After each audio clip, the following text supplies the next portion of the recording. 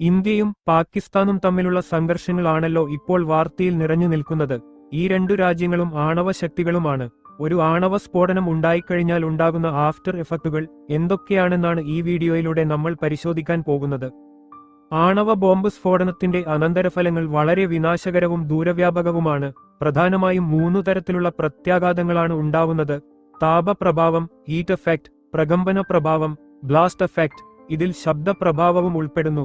Radiation പ്രഭാവം, radiation effect. ഇവ ഓരോന്നും വിശദമായി നമുക്ക് പരിശോധിക്കാം. താപപ്രഭാവം, ഹീറ്റ് എഫക്റ്റ്, തേർമൽ റേഡിയേഷൻ. അതിശക്തമായ ചൂട്. ഒരു ആണവ സ്ഫോടനം നടക്കുമ്പോൾ സൂര്യന്റെ ഉപരിതലത്തിലുള്ളതിനേക്കാൾ ലക്ഷക്കണക്കിന് ഡിഗ്രി സെൽഷ്യസ് വരെ ചൂട് ഉത്പാദിപ്പിക്കപ്പെടുന്നു. ഈ ഊർജത്തിന്റെ ഏകദേശം 35 മുതൽ 45% വരെ താപവികിരണമായി തേർമൽ റേഡിയേഷൻ പുറത്തുവരുന്നു. തീഗോളം, ഫയർബോൾ. സ്ഫോടനത്തിന്റെ ഫലമായി ഒരു വലിയ തീഗോളം രൂപം കൊള്ളുന്നു. ഇത് പ്രകാശത്തിന്റെ വേഗതയിൽ സഞ്ചരിക്കുന്ന താപവികിരണങ്ങൾ പുറപ്പെടുവിക്കുന്നു. ആഘാതം മനുഷ്യരിൽ. സ്ഫോടന സ്ഥലത്തുനിന്നുള്ള ദൂരമനുസരിച്ച് മനുഷ്യരുടെ ചർമ്മത്തിൽ പൊള്ളലേൽക്കാൻ ഇത് കാരണമാകും. അടുത്തുള്ള ആളുകൾക്ക് മാരകമായ പൊള്ളലേൽക്കുകയും അവർ തൽക്ഷണം മരണപ്പെടുകയോ പിന്നീട് ഗുരുതരമായ ആരോഗ്യ പ്രശ്നങ്ങളാൽ വലയുകയോ ചെയ്യാം. കണ്ണിന് നേരിട്ട് ഈ പ്രകാശം ഏൽക്കുന്നത് കാഴ്ച നഷ്ടപ്പെടുന്നതിന് കാരണമാകും. പരിസ്ഥിതിയിൽ എളുപ്പത്തിൽ തീപിടിക്കുന്ന വസ്തുക്കളെല്ലാം മരം, കടലാസ്, തുണിത്തരങ്ങൾ, ഉണങ്ങിയ സസ്യങ്ങൾ, കത്തിയമരും. ഇത് വലിയ അഗ്നിബാധകളിലേക്കും ഫയർ സ്റ്റോംസ്, നാശനഷ്ടങ്ങളിലേക്കും നയിക്കും. കെട്ടിടങ്ങൾ ഉരുകുകയോ കത്തുകയോ ചെയ്യാം. വ്യാപ്തി. ബോംബിന്റെ ശേഷി അനുസരിച്ച് കിലോമീറ്ററുകളോളം ദൂരത്തിൽ താപവികിരണത്തിന്റെ പ്രഭാവം അനുഭവപ്പെടാം. ഉദാഹരണത്തിന്, ഒരു മെഗാടൺ ബോംബിന് കിലോമീറ്ററുകൾ അകലെയുള്ള മനുഷ്യരിൽ പോലും ഗുരുതരമായ പൊള്ളലുണ്ടാക്കാൻ കഴിയും. പ്രകമ്പന പ്രഭാവം, ബ്ലാസ്റ്റ് എഫക്റ്റ്. ശബ്ദപ്രഭാവം ഉൾപ്പെടെ. അതിശക്തമായ മർദ്ദ തരംഗം, ബ്ലാസ്റ്റ് വേവ്. സ്ഫോടനത്തിന്റെ ഫലമായി ചുറ്റുമുള്ള വായു അതിവേഗം വികസിക്കുകയും ഒരു ശക്തമായ മർദ്ദ തരംഗം, ഷോക്ക് വേവ്, രൂപപ്പെടുകയും ചെയ്യുന്നു. ഈ ഊർജത്തിന്റെ ഏകദേശം 50 മുതൽ 60% വരെ ഈ പ്രകമ്പന തരംഗമായിരിക്കും. ശബ്ദപ്രഭാവം. ഈ മർദ്ദ തരംഗം ശബ്ദത്തിന്റെ വേഗതയേക്കാൾ കൂടുതൽ വേഗത്തിൽ സഞ്ചരിക്കുകയും ചെവിക്ക് കേൾക്കാൻ കഴിയുന്നതിലും അപ്പുറത്തുള്ള ഭീകരമായ ശബ്ദം ഉണ്ടാക്കുകയും ചെയ്യുന്നു. സ്ഫോടനത്തിനടുത്തുള്ളവർക്ക് ഈ ശബ്ദം കേൾക്കാൻ പോലും കഴിഞ്ഞെന്ന് വരില്ല. കാരണം പ്രകമ്പനം അവരെ അതിനുമുൻപേ ബാധിച്ചിരിക്കും. ദൂരെയുള്ളവർക്ക് ശക്തമായ ഇടിമുഴക്കം പോലെ അനുഭവപ്പെടാം. ആഘാതം. കെട്ടിടങ്ങൾ, പാലങ്ങൾ, മറ്റു നിർമ്മിതികൾ എന്നിവ തകർന്നു വീഴാനോ കേടുപാടുകൾ സംഭവിക്കാനോ ഈ പ്രകമ്പനം കാരണമാകും. സ്ഫോടന കേന്ദ്രത്തിന് അടുത്തുള്ള കെട്ടിടങ്ങൾ പൂർണ്ണമായും തകർന്നടിയും. മനുഷ്യർക്ക് ഗുരുതരമായ ആന്തരിക പരിക്കുകൾ, ശ്വാസകോശത്തിന് ക്ഷതം, കർണപടലങ്ങൾ പൊട്ടൽ, അസ്ഥികൾ ഒടിയുക എന്നിവ സംഭവിക്കാം. പ്രകമ്പനത്തിന്റെ ശക്തിയിൽ ആളുകൾ ദൂരേക്ക് വലിച്ചെറിയപ്പെടാനും സാധ്യതയുണ്ട്. ചുഴലിക്കാറ്റ് പോലുള്ള കാറ്റ്. പ്രകമ്പന തരംഗത്തിന് തൊട്ടുപിന്നാലെ അതിശക്തമായ കാറ്റ്, ബ്ലാസ്റ്റ് വെൻഡ്, ഉണ്ടാകും. ഇത് തകർന്ന കെട്ടിടങ്ങളുടെ അവശിഷ്ടങ്ങൾ അതിവേഗത്തിൽ ചുറ്റും പറത്തുന്നതിനും കൂടുതൽ നാശനഷ്ടങ്ങൾ വരുത്തുന്നതിനും കാരണമാകും. വ്യാപ്തി. ബോംബിന്റെ ശക്തി അനുസരിച്ച് പ്രകമ്പനത്തിന്റെ വ്യാപ്തിയും വ്യത്യാസപ്പെടും.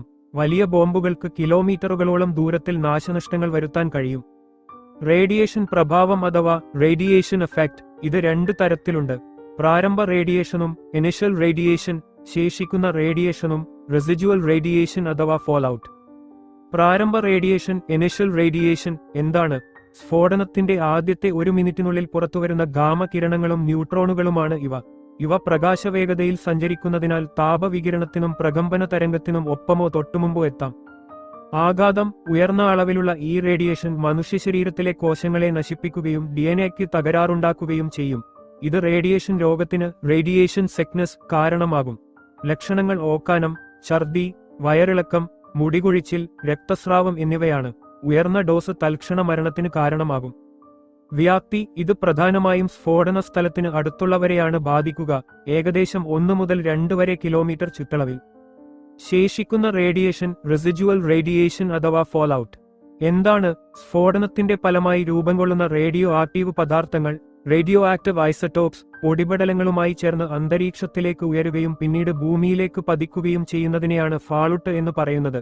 ഇത് മണിക്കൂറുകൾക്കോ ദിവസങ്ങൾക്കോ ആഴ്ചകൾക്കോ മാസങ്ങൾക്കോ വർഷങ്ങൾക്കോ ശേഷം സംഭവിക്കാം. വിതരണം. കാറ്റിന്റെ ഗതിയും മഴയും ഫാളുട്ട് എത്ര ദൂരം വ്യാപിക്കുമെന്നതിനെ സ്വാധീനിക്കും. ഇത് സ്ഫോടന സ്ഥലത്തുനിന്നും നൂറുകണക്കിന് കിലോമീറ്ററുകൾ ദൂരത്തേക്ക് വരെ വ്യാപിക്കാം. ആഘാതം. മനുഷ്യരിൽ ഫാളുട്ടിലെ റേഡിയോ ആക്റ്റീവ് പദാർത്ഥങ്ങൾ ശ്വസിക്കുകയോ മലിനമായ വെള്ളം കുടിക്കുകയോ ഭക്ഷണം കഴിക്കുകയോ ചെയ്യുമ്പോൾ ശരീരത്തിൽ പ്രവേശിക്കുന്നു. ഇത് ദീർഘകാല ആരോഗ്യ പ്രശ്നങ്ങൾക്ക് കാരണമാകും. കാൻസർ, പ്രത്യേകിച്ച് തൈറോയിഡ് കാൻസർ, രക്താർബുദം, ജനിതക വൈകല്യങ്ങൾ, പ്രതിരോധശേഷി കുറയുക, വന്ധ്യത തുടങ്ങിയവ ഇതിൽപ്പെടുന്നു. പരിസ്ഥിതിയിൽ മണ്ണ്, ജലം, സസ്യങ്ങൾ, മൃഗങ്ങൾ എന്നിവയെല്ലാം റേഡിയോ ആക്റ്റീവ് പദാർത്ഥങ്ങളാൽ മലിനമാകും. ഇത് ഭക്ഷ്യശൃംഖലയെയും ആവാസവ്യവസ്ഥയെയും ഗുരുതരമായി ബാധിക്കും. കൃഷിഭൂമി വർഷങ്ങളോളം ഉപയോഗശൂന്യമായേക്കാം. Electromagnetic pulse EMP electromagnetic pulse. ഉയർന്ന അന്തരീക്ഷത്തിലെ ഒരു ആണവ സ്ഫോടനം ശക്തമായ ഇലക്ട്രോമാഗ്നറ്റിക് പൾസ് ഉണ്ടാക്കും. ഇത് വൈദ്യുത, ഇലക്ട്രോണിക് ഉപകരണങ്ങളെ നശിപ്പിക്കാനോ പ്രവർത്തനരഹിതമാക്കാനോ ശേഷിയുള്ളതാണ്. വാർത്താവിനിമയ സംവിധാനങ്ങൾ, വൈദ്യുതി ശൃംഖലകൾ, ഗതാഗത സംവിധാനങ്ങൾ എന്നിവയെ ഇത് തകരാറിലാക്കും. ദീർഘകാല പ്രത്യാഘാതങ്ങൾ, പാരിസ്ഥിതിക നാശം. സ്ഫോടനവും ഫാളുട്ടും പരിസ്ഥിതിയിൽ ദീർഘകാല നാശനഷ്ടങ്ങൾ വരുത്തും. സസ്യജാലങ്ങളുടെ നാശം, ജലസ്രോതസ്സുകളുടെ മലിനീകരണം, കാലാവസ്ഥാ വ്യതിയാനങ്ങൾ. ന്യൂക്ലിയർ വെന്റർ എന്ന പ്രതിഭാസം വരെ പ്രവചിക്കപ്പെട്ടിട്ടുണ്ട്. അതായത് വലിയ തോതിലുള്ള സ്ഫോടനങ്ങൾ അന്തരീക്ഷത്തിൽ പൊടിപടലങ്ങൾ നിറക്കുകയും സൂര്യപ്രകാശം ഭൂമിയിലെത്തുന്നത് തടയുകയും അത് ആഗോള താപനില കുറയ്ക്കുകയും ചെയ്യും. സാമൂഹിക സാമ്പത്തിക തകർച്ച, കൃഷിനാശം, അടിസ്ഥാന സൗകര്യങ്ങളുടെ തകർച്ച, ആരോഗ്യ സംരക്ഷണ സംവിധാനങ്ങളുടെ അപര്യാപ്തത, സാമ്പത്തിക വ്യവസ്ഥയുടെ തകർച്ച എന്നിവ സാമൂഹികമായ പ്രത്യാഘാതങ്ങളാണ്. മാനസിക ആഘാതം. അതിജീവിച്ചവർക്കും അവരുടെ പിന്തലമുറയ്ക്കും കടുത്ത മാനസിക ആഘാതവും പേടിയും അനുഭവപ്പെടാം. ചുരുക്കത്തിൽ, ഒരു ആണവ ബോംബ് സ്ഫോടനം എന്നത് തൽക്ഷണ നാശം മാത്രമല്ല, തലമുറകളോളം നീണ്ടുനിൽക്കുന്ന ദുരിതങ്ങളും വിതയ്ക്കുന്ന ഒന്നാണ്. അതിന്റെ പ്രത്യാഘാതങ്ങൾ സങ്കല്പിക്കാൻ പോലും കഴിയാത്ത അത്ര ഭീകരമായിരിക്കും. ഒരു യുദ്ധത്തിനുവേണ്ടി മുറവിളി കൂട്ടുന്ന ആൾക്കാർ ഇക്കാര്യങ്ങളും മനസ്സിലാക്കേണ്ടതാണ്.